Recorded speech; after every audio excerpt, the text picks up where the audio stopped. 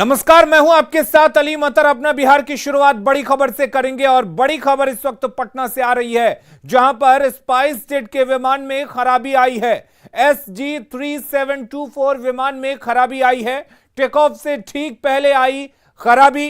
पटना से गुवाहाटी जा रहा था विमान और खराबी के बाद रनवे पर ही फ्लाइट को रोका गया, फ्लाइट को कैंसिल कर दिया गया है। आपको बता दें, कुछ ही दिनों पहले स्पाइस जेट के विमान में उड़ान भरते वक्त आग लग गई थी और अब स्पाइस जेट का एक और विमान खराब हो गया है। रवि एस नारायण हमारे साथ जुड़े हुए हैं। रवि, क्या कुछ जानकारी है? देखिए, फिलहाल तो आपको बताएं कि स्पाइस जेट की जो विमान थी वो 3724 जो 3:05 से यहाँ के लिए पटना से गुवाहाटी के लिए रवाना होनी थी, लेकिन जैसे ही फ्लाइट रनवे पे रन करती है टेक ऑफ के लिए, अचानक पता चलता है कि कुछ तकनीकी खराबी है और टेक ऑफ से पहले ही जो है वो प्लेन को रोका जाता है और उसके बाद सूचना दी जाती है कि तकनीकी खराबी के कारण जो है वो रोका गया है। काफी देर तक, लगभग आधे घंटे तक पैसेंजर विमान में रहते हैं। बाद में ये सूचना दी गई कि जो फ्लाइट है वो कैंसिल कर गई है और जो तकनीकी खराबी है उसे ठीक किया जा रहा है। हालांकि सब कुछ नॉर्मल है, लेकिन जो लोग यहाँ से गुवाहाटी के लिए जा रहे थे उन्हें परेशानी हुआ है। लेकिन सबसे बड़ी बात है कि जिस ढंग से पिछले दिनों स्पाइस जेट विमान में आग लगी थी, उसको देखते हुए जो यात्री थे उसमें एक कौतूहल और एक ढंग से डर समाया, लेकिन तकनीकी खराबी के कारण बताया गया है कि सब कुछ सामान्य है, उसे ठीक करने की कोशिश की जा रही है। जी रवि, ये तो राहत की बात है कि जो तकनीकी खराबी थी उसको रनवे पर ही पकड़ लिया गया, वरना एक बड़ा हादसा हो सकता था। या फिर इस तरह से कहा जाए कि स्पाइस जेट के इस विमान में जिस तरीके से खराबी आई और इस खराबी को वक्त रहते पकड़ लिया गया और विमान को रनवे पर ही रोक दिया गया। और अब खबर भ्रष्टाचार पर प्रहार की जो पटना से आ रही है, जहां पर ड्रग इंस्पेक्टर पर बड़ी कार्रवाई हुई है। जितेंद्र कुमार के ठिकानों पर छापा पड़ा है। ये सीधी तस्वीरें आप देखिए, कितने बड़े पैमाने पर कैश बरामद किया गया। एक्सक्लूसिव तस्वीरें इस वक्त आपको न्यूज़ 18 बिहार झारखंड पर हम दिखा रहे हैं। ये तस्वीरें उस कैश की हैं जो जितेंद्र कुमार के ठिकानों से मिली हैं। करोड़ों रुपए कैश और आभूषण की बरामदगी हुई है। नोट गिनने की मशीन को मंगाया गया है। तस्वीरें आप देखकर अंदाजा लगा सकते हैं कि किस तरह से एक ड्रग इंस्पेक्टर ने अकूत संपत्ति जमा कर रखी थी।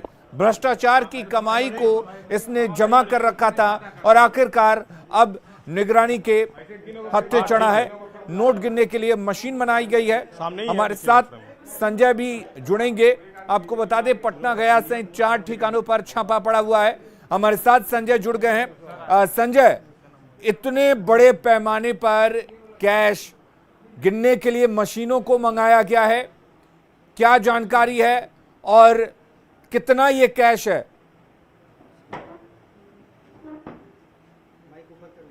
देखिए, सीधे तौर पे तस्वीरों से ही हम जुड़ते हैं और ये तस्वीर है जितेंद्र कुमार जो ड्रग इंस्पेक्टर हैं उनके आवास की, जहां पर आप कैश जो है वो देख रहे हैं और लगातार जो निगरानी के अधिकारी हैं वो फिलहाल अभी कैश निकाल रहे हैं यहाँ पर। और यहाँ पर जो बैग्स थे उसमें ये कैश रखे हुए थे और ये कैश जो कैश है उसकी क्वांटिटी है।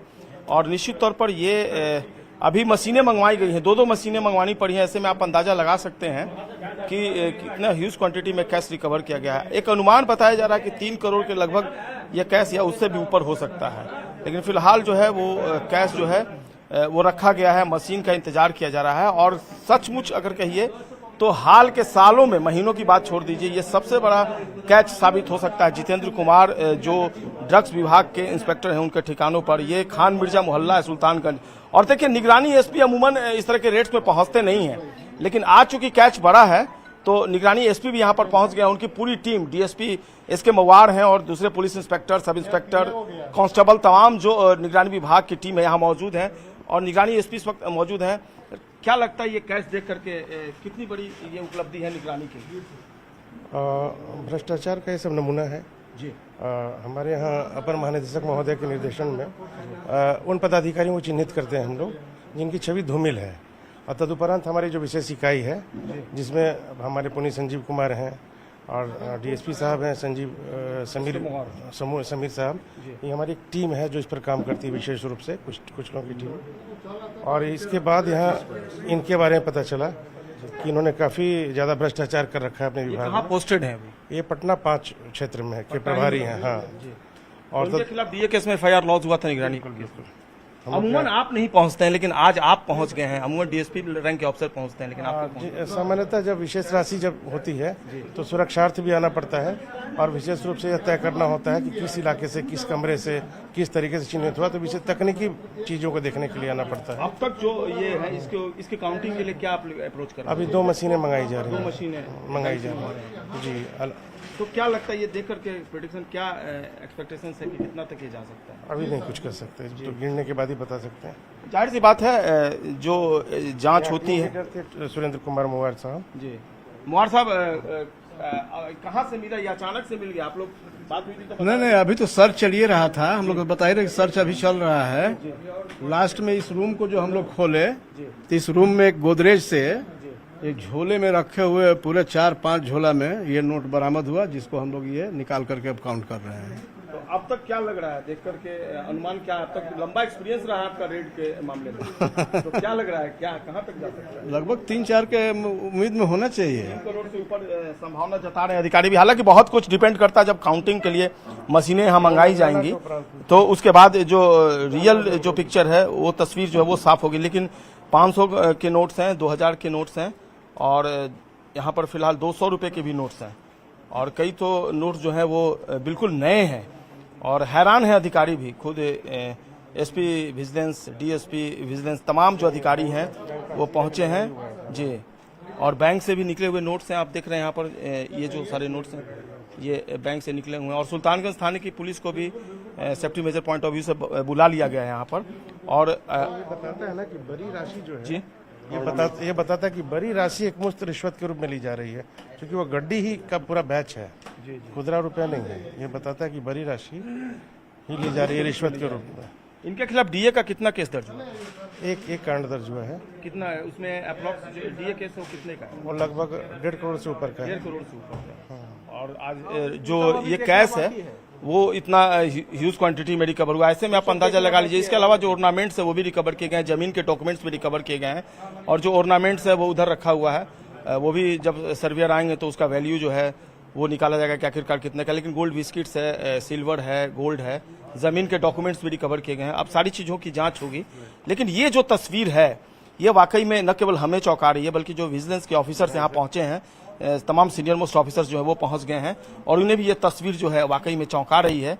इतनी भारी मात्रा में राशि हाल के सालों में किसी अफसर के ठिकाने पर जब छापेमारी हुई है तो नहीं मिली। लेकिन निश्चित तौर पर यह तस्वीर जो है बहुत कुछ कहती है, और ये तस्वीर बयां कर रही है कि बिहार में बनी नीतीश सरकार की 0 टॉलरेंस रही है करप्शन को लेकर पॉलिसी।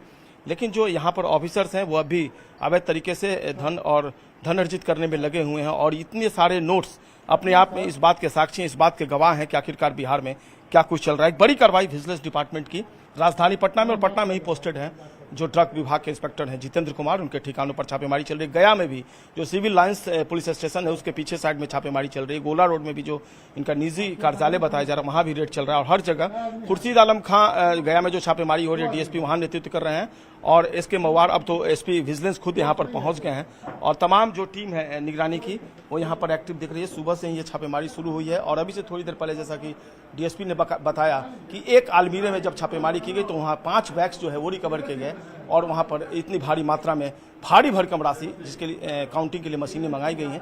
देखना होगा ये टोटल जो अमाउंट्स है, टोटल जो कैश है वो आखिरकार कहां तक पहुंचता है। लेकिन इतना तय है जो विजिलेंस के ऑफिसर्स हैं वो भी मानते हैं कि हाल के दिनों में, हाल के सालों में ये सबसे बड़ा कैच माना जा रहा है। संजय, जिस तरह से निगरानी के एसपी ने एक बात कही कि जो एक नोटों का पूरा बैच है, यानी कि एक मुश्त राशि जो है वो ली गई है, यानी कि बड़े पैमाने पर रिश्वत ली गई है, तो अब यह भी जांच का विषय होगा कि आखिर रिश्वत किससे ली गई और क्या कुछ अवैध काम कराया गया एक ड्रग इंस्पेक्टर से।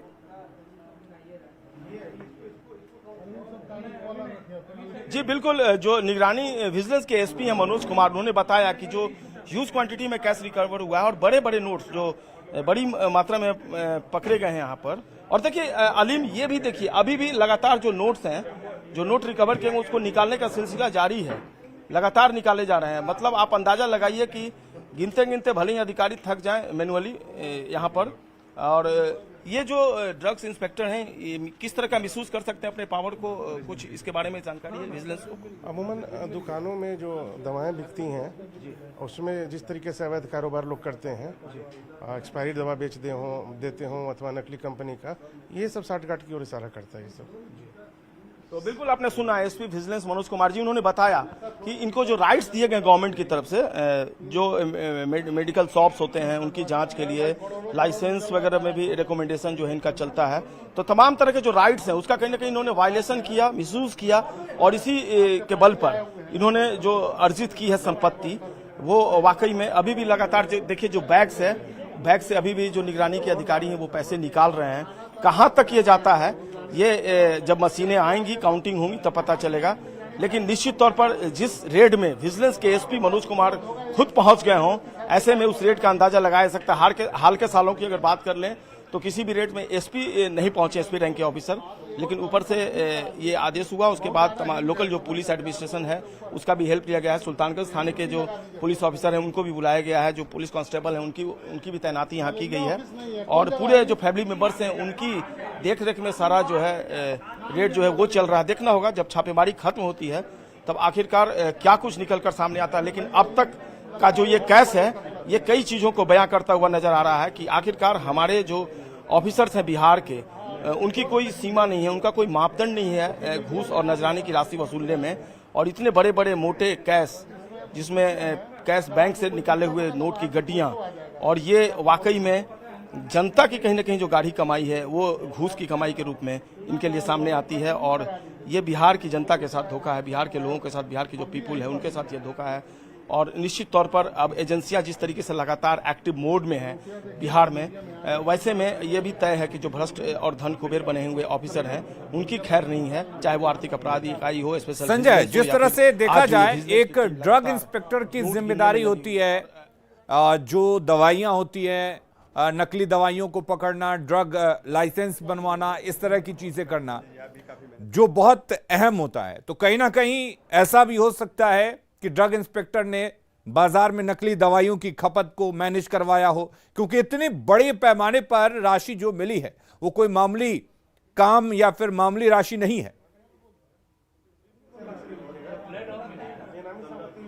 बिल्कुल बिल्कुल अलीम, देखिए और आपने सुना है स्पेशल विजिलेंस मनोज कुमार जी ने कहा भी कि इनको जो राइट्स दिए गए हैं, जो इनका डिपार्टमेंट है, जो मेडिकल शॉप्स हैं उनकी जांच करनी है, जो एक्सपायरी दवाएं हैं उनकी जांच करनी है, जो नकली दवाएं अमूमन जब रेड्स होते हैं पटना में और ड्रग्स डिपार्टमेंट की टीम जब रेड करती है तो जो फेक मेडिसिन रिकवर किए जाते हैं उनको रिकवर करके लेबोरेटरी में उसकी जांच के लिए उसको भेजा जाता है। तो बहुत कुछ जो इनकी जो रिपोर्ट होती है वो बहुत मायने रखती है। तो तमाम तरह के जो ऑप्शंस हैं मिसयूज करने के, तो वो सारे ऑप्शंस इनके लिए खुले हुए हैं। और इसका कहीं ना कहीं जो एक सरकार ने एक अहम जिम्मेवारी दी थी, उस जिम्मेवारी में ये फेलियर रहे और मिसयूज करके ही इतनी भारी भरकम राशि इन्होंने बनाई है, जो इनके मकान से फिलहाल रिकवर की गई है। और चलिए संजय, आप नजर बनाए रखिए, हम आपके पास लौटेंगे। और ये एक्सक्लूसिव तस्वीरें आप देख रहे थे कि किस तरीके से पटना में जितेंद्र कुमार के ठिकानों पर छापेमारी में बड़े पैमाने पर, एक तरह से कहा जाए तो नोटों का भंडार मिला है। उधर गया में भी जितेंद्र कुमार के ठिकाने पर निगरानी विभाग की टीम छापेमारी कर रही है।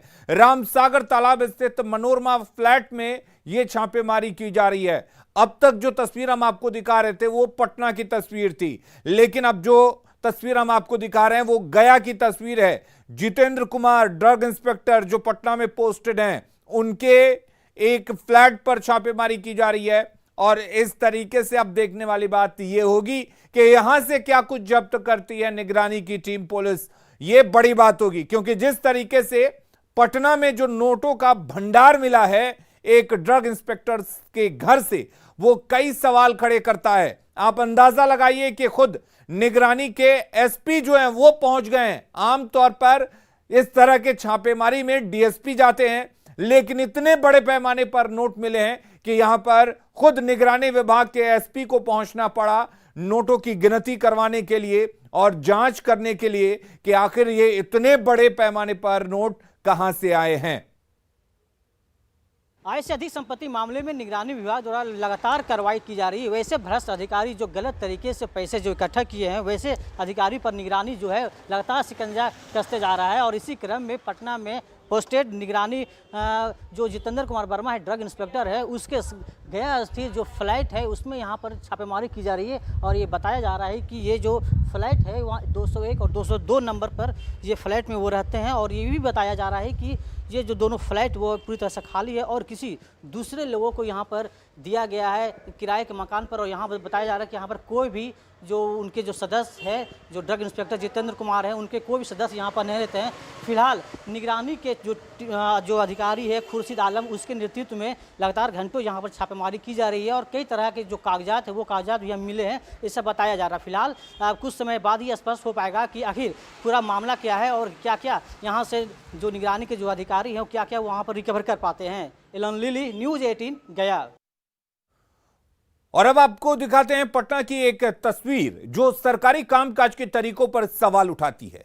आप अपनी टीवी स्क्रीन पर जो तस्वीर इस वक्त देख रहे हैं वो पटना सिटी के माल सलामी थाना क्षेत्र की है, जहां पुराने बस स्टैंड के पास सामुदायिक भवन निर्माण के नाम पर मिट्टी की कटाई हो रही थी, जिसकी वजह से पंप हाउस गिर गया।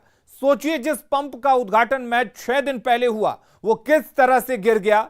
1 करोड़ की लागत से बना हुआ पंप हाउस महज एक लापरवाही की वजह से ताश के पत्तों की तरह बिखर गया। पंप हाउस के गिरने से इलाके में अफरा तफरी मच गई। जैसे ही पंप हाउस के गिरने की खबर वाटर बोर्ड और भवन निर्माण विभाग के अधिकारियों को मिली, वो मौके पर पहुंच गए और छानबीन शुरू कर दी। वहीं पंप हाउस के गिरने से इलाके में भीषण पेयजल संकट बन गया है। लगभग 20,000 की आबादी इससे प्रभावित हुई है। घटना के बाद से गिरे हुए भवन के मलबे को हटाने का काम शुरू हो गया है।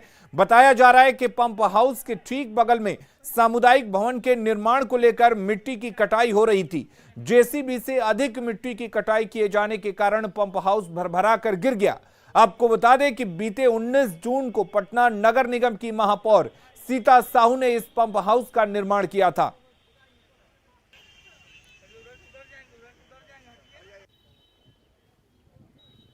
और अब देखिए 2 तस्वीरें। पहली तस्वीर 19 जून की है जब पंप हाउस का उद्घाटन हुआ था। दूसरी तस्वीर आज की है जब पंप हाउस ध्वस्त हो गया।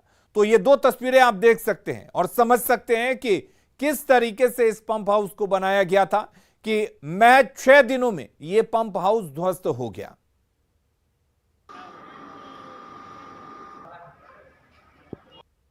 कुछ ही दिन पहले अभी उद्घाटन हुआ है, लेकिन अभी हुआ क्या है कि आप देख सकते हैं यहाँ पर मिट्टी की खुदाई जो होती रह गई। इस कारण से कोई भी मानक का उपयोग नहीं किया गया और ये भड़बड़ा के नीचे गिर गया।